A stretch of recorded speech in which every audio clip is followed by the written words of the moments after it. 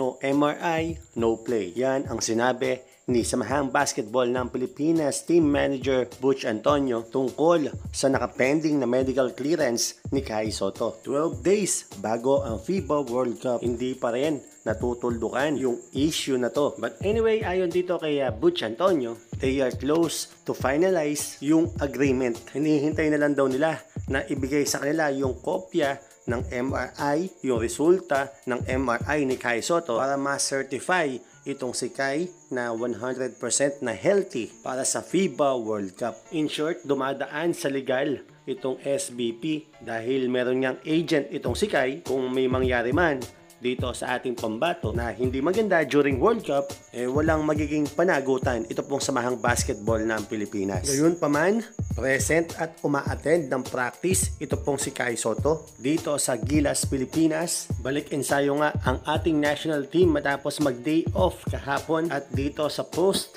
ni Coach Chot Reyes, nag-i-stretching yung ating mga players at makikita natin dito na andyan si Kai. Isang senyales na gustong-gusto talaga ni Kai na magdaro para sa Gilas dito sa FIBA World Cup, kahit na medyo may konting problema sa communication between SBP at sa kampo ni Kai. Speaking of Kai's camp, ito pong Wasserman, may umuugong na balita na meron daw nilulutong kontrata para dito kay Kai Sotto, NBA contract. At ito pong tatay ni Kai Sotto na si Irvin Sotto, may post sa kanyang social media na parang nagbibigay ng clue. Sabi nga niya dyan, purple and gold. Alam naman natin na sa NBA ay Los Angeles Lakers yan. Pero syempre, wag muna tayong mag-assume. Kung totoo man, hindi pa natin alam kung anong kontrata ang may bibigay dito kay Kai. Pwede din kasi na sa NBA G League yung affiliate ng LA Lakers na South Bay Lakers. But anyway, maganda pa rin yan